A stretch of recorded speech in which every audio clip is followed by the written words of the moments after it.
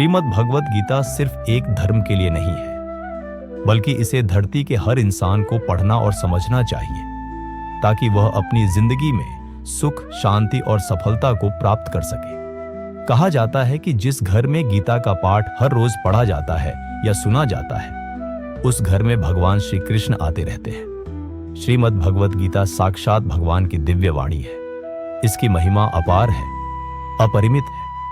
उसका यथार्थ में वर्णन कोई नहीं कर सकता। शेष, महेश, गणेश भी इसकी महिमा को पूरी तरह से नहीं कह सकते। फिर मनुष्य की तो बात ही क्या है। भागवत गीता में कुल 18 अध्याय और 700 श्लोक हैं, जिसे सभी के लिए पढ़ पाना थोड़ा मुश्किल है। इसीलिए आज के इस बेहद ही खास वीडियो में हम श्रीमद् भगवत गीता के 18 अध्याय के 700 श्लोकों के सार के बारे में बात करेंगे, जिन्हें जानकर आप श्रीमद् भगवत गीता का सही मतलब समझ पाएंगे। इसलिए इन विचारों को आप हर रोज रात में सोने से पहले जरूर सुनें। तो चलिए जानते हैं भागवत गीता के 700 श्लोकों के सार के बारे में। भगवान श्री कृष्ण कहते हैं कि हे अर्जुन, मैं सभी प्राणियों के हृदय में स्थित सबका आत्मा हूं। संपूर्ण प्राणियों का आदि, मध्य और अंत भी मैं ही हूं। मैं सूर्य हूं। मैं वेदों में सामवेद हूं। देवों में इंद्र हूं। इंद्रियों में मन हूं। मैं ब्रह्मा हूं। मैं विष्णु हूं। मैं महेश हूं। जलाशयों में मैं समुद्र हूं। पर्वतों में मैं हिमालय हूं। इस संपूर्ण संसार में तुम जो कुछ भी देख पाते हो, सब मैं ही हूं। कोई आदमी चाहे लाख चीजें जान ले, चाहे वह पूरे जगत को जान ले, लेकिन अगर वह स्वयं को नहीं जानता तो वह अज्ञानी है। अगर कोई आपको ठुकरा दे तो बुरा मत मानना, क्योंकि वे वास्तव में आपकी कीमत नहीं जानते। जो रिश्ता हमें रुला दे, उससे गहरा कोई रिश्ता नहीं, और जो रिश्ता हमें रोता हुआ छोड़ दे, उससे कमजोर कोई रिश्ता नहीं। हमेशा शांत रहे। इससे आप अपने जीवन में खुद को बहुत मजबूत पाएंगे, क्योंकि लोहा ठंडा होने पर ही मजबूत होता है, पर गर्म होने पर तो उसे किसी भी आकार में ढाला जा सकता है। किसी विपत्ति के समय आपको यह 7 गुण बचाएंगे: आपका ज्ञान, आपकी विनम्रता, आपकी बुद्धि, आपके भीतर का साहस, आपके अच्छे कर्म, सच बोलने की आदत और ईश्वर में विश्वास। आत्मा हमेशा जानती है कि सही क्या है और गलत क्या है, लेकिन मनुष्य के सामने चुनौती तो मन को समझने की होती है। मुश्किल समय में व्यक्ति अकेला हो जाता है, लेकिन मुश्किलों की वजह से वही व्यक्ति मजबूत हो जाता है। जो आपको सम्मान दे, उसी को सम्मान दीजिए। हैसियत देखकर सर झुकाना कायरता का लक्षण है। हे अर्जुन, जो ना कभी हर्षित होता है, ना किसी से द्वेष करता है, ना शोक करता है, ना कामना करता है, जो शुभ और अशुभ संपूर्ण कर्मों का त्यागी है, वह ज्ञानी मनुष्य मुझको अति प्रिय है। मुझे पाने के 3 तरीके हैं: ध्यान योग, ज्ञान योग और कर्म योग, और इन सब में कर्म योग सबसे प्रधान है। किसी पर विश्वास करना हो तो उनकी बातों पर नहीं, उनकी हरकतों पर ध्यान दो। गुस्से के वक्त थोड़ा रुक जाने से और गलती के वक्त थोड़ा झुक जाने से जिंदगी और भी आसान हो जाती है। भगवान श्री कृष्ण कहते हैं, जो मनुष्य मुझे जान लेता है, वह जन्म मरण के बंधनों से मुक्त हो जाता है। जो मनुष्य भगवत गीता को पढ़कर उस पर अमल करता है, उसके सारे दुष्कर्म का प्रभाव समाप्त हो जाता है। जो भाग्य में है वह भाग कर आएगा, और जो भाग्य में नहीं है वह आकर भी भाग जाएगा।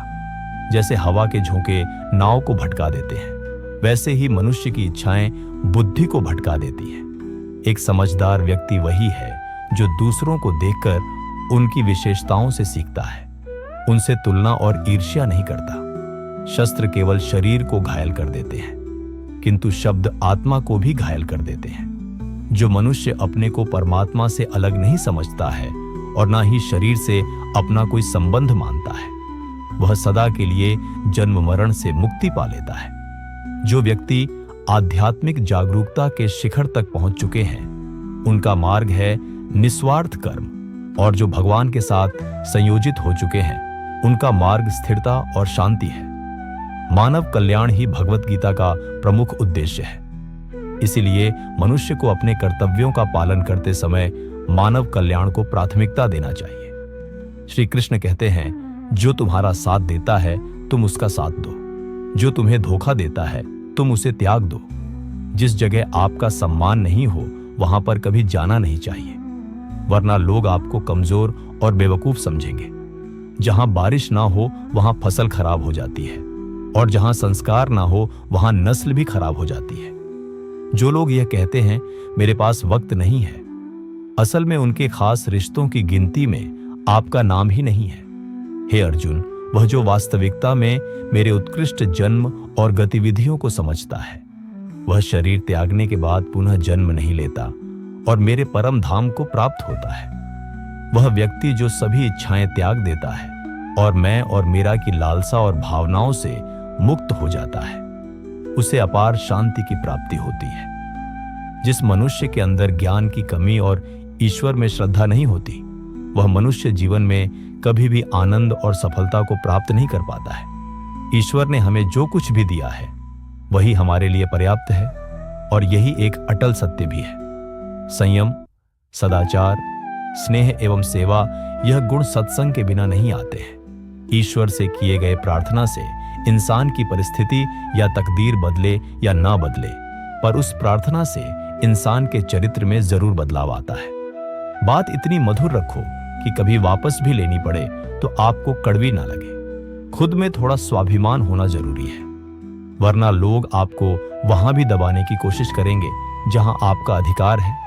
कोई एक महापुरुष ही आत्मा को आश्चर्य की भांति देखता है, वैसा ही दूसरा कोई महापुरुष ही इसके तत्व का आश्चर्य की भांति वर्णन करता है, तथा दूसरा कोई अधिकारी पुरुष ही इसे आश्चर्य की भांति सुनता है, और कोई कोई तो सुनकर भी इसको नहीं जानता है। श्री कृष्ण कहते हैं, दुख सुख को समान समझने वाले जिस धीर पुरुष को यह इंद्रिय और विषयों के सहयोग व्याकुल नहीं करते, वह मोक्ष के योग्य होता है। जब तक तुम अपने आप से नहीं हार जाओ, तब तक दुनिया की कोई ताकत तुम्हें हरा नहीं सकती। कमजोर तुम नहीं, तुम्हारा वक्त है, और वक्त सबका बदलता है। तुम बस अपना कर्म करते जाओ। जिसने कभी संकट नहीं देखा, उसे अपनी ताकत का कभी एहसास नहीं होगा। जो दूसरों की तकलीफों को समझते हैं, जिनमें दया है, जो दिल से अच्छे हैं, उन्हें दोबारा जन्म नहीं लेना पड़ता। किसी को कुछ देकर घमंड मत कर। क्या पता तू दे रहा है या पिछले जन्म का कर्ज चुका रहा है।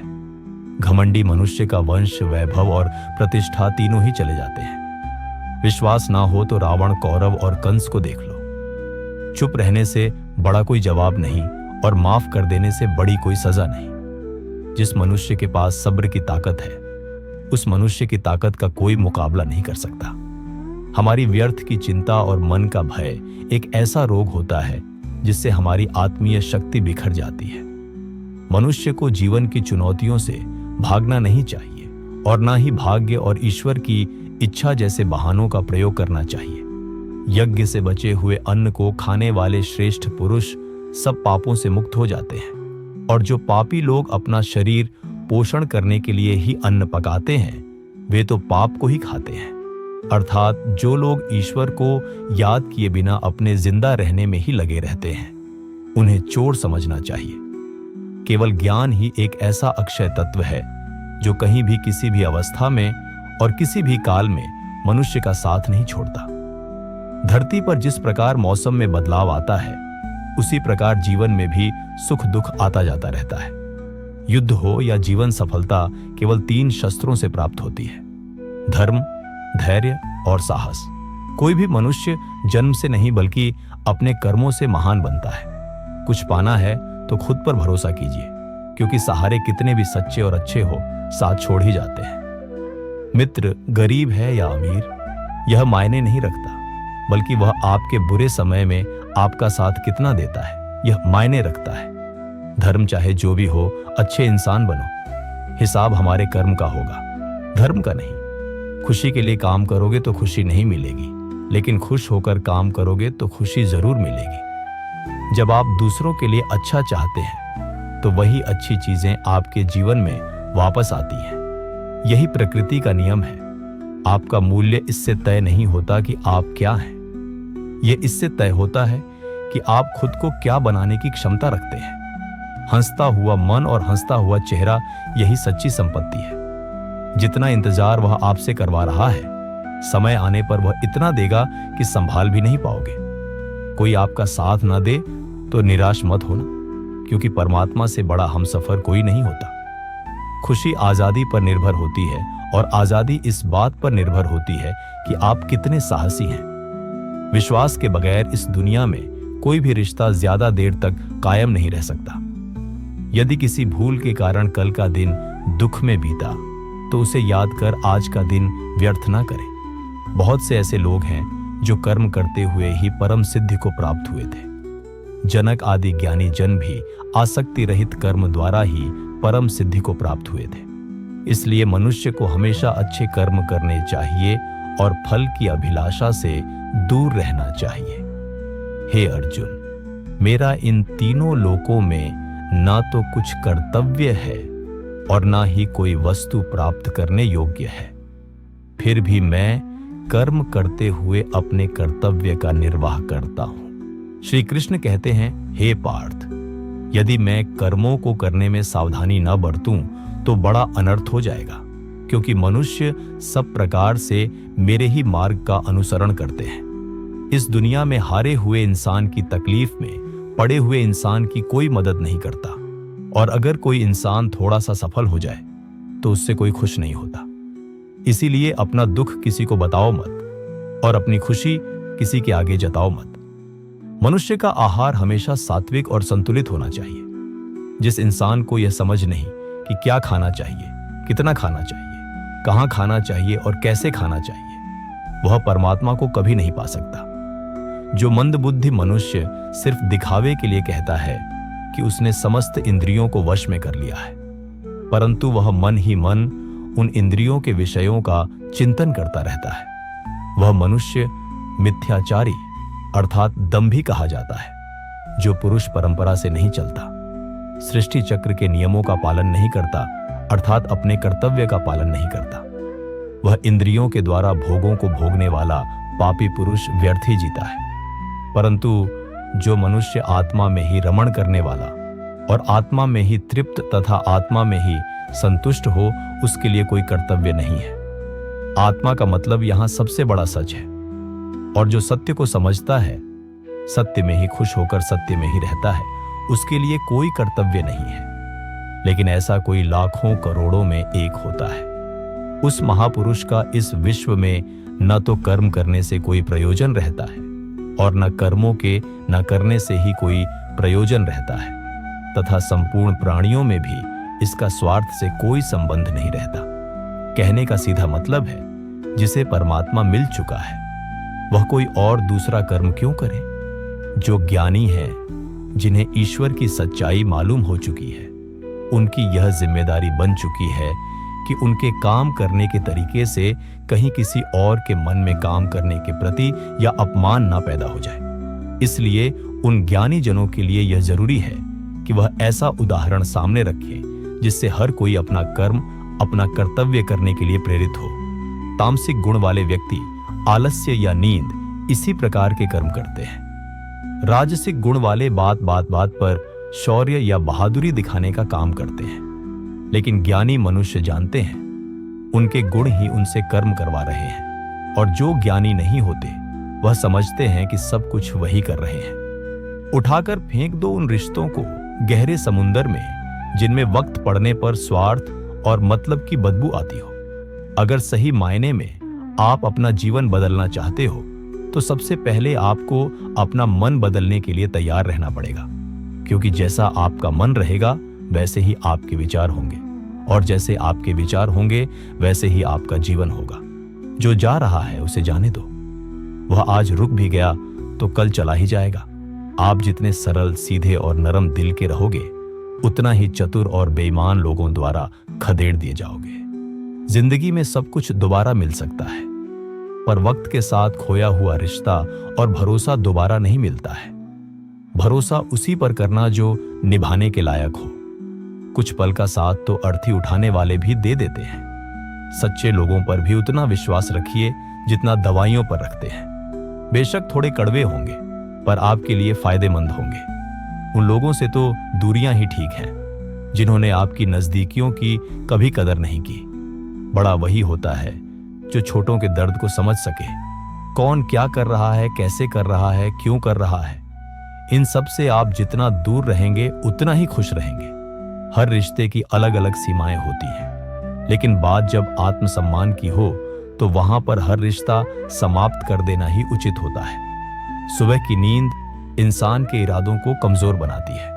मंजिल को हासिल करने वाले लोग कभी देर तक नहीं सोते। मदद एक ऐसी घटना है, करो तो लोग भूल जाते हैं और ना करो तो लोग याद रखते हैं। हर इंसान दो लोगों से हमेशा हार जाता है, एक अपने परिवार से और दूसरा अपनी पसंद के इंसान से। मूर्ख इंसान अपना तो नुकसान करता ही है, लेकिन जो उसकी मदद करता है उसका भी नुकसान करता है।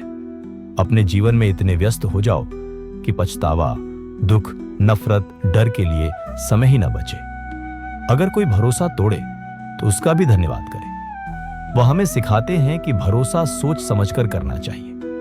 जीवन में सुख शांति चाहते हैं तो अपनी समस्याओं और आलोचनाओं को खुद पर हावी ना होने दें। जन्म से मिले रिश्ते तो प्रकृति की देन है, लेकिन खुद के बनाए रिश्ते आपकी पूंजी हैं। इन्हें संभाल कर रखिए।